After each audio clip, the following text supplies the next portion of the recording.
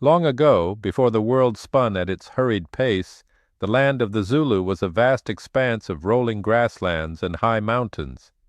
Among these majestic peaks, the greatest was Nkandla, whose summit touched the skies and whose slopes were wrapped in the mists of the ancestors. The people of the land lived in harmony with nature, their lives entwined with the earth and sky. In this time, there lived a wise old man named Sizwe, known throughout the land for his deep knowledge of the earth's secrets and the stories of the old. Sizwe held a special place in his heart for the mountains, for he believed they were the keepers of ancient wisdom. However, despite their grandeur, the mountains stood silent, their stories locked deep within their rocky cores. One evening, under the light of a full moon, Sizwe gathered the village at the base of Nkandla. The air was cool and crisp, carrying the scent of wildflowers. The old man looked upon the faces of his people and spoke with a voice as smooth as the river stones.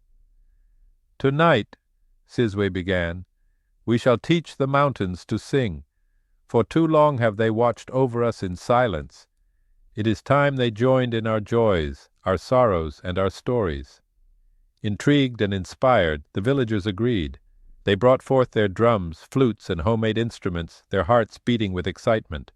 Sizwe led them in song, his voice rising to the heavens.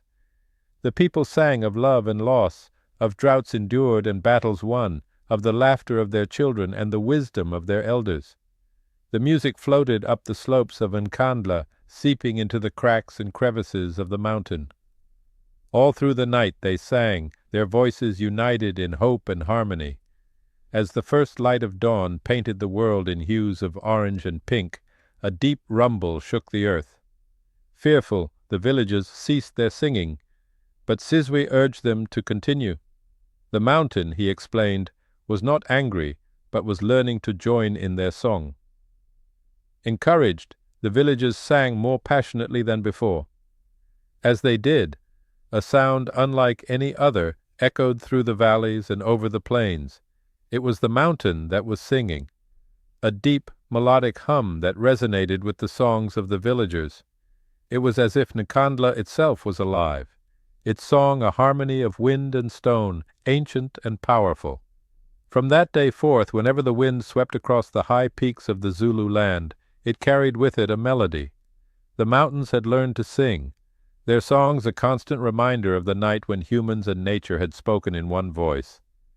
Sizwe, now an old man with eyes like polished coal, would often say to the children who gathered around to hear tales of the past, "The mountains taught us that no voice is too small, no song too quiet to make a difference.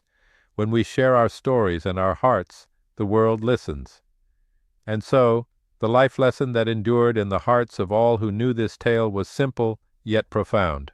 When we dare to share our innermost selves, even the silent mountains can learn to sing. Our unity and our expression have the power to evoke change and to stir the deepest foundations of the world.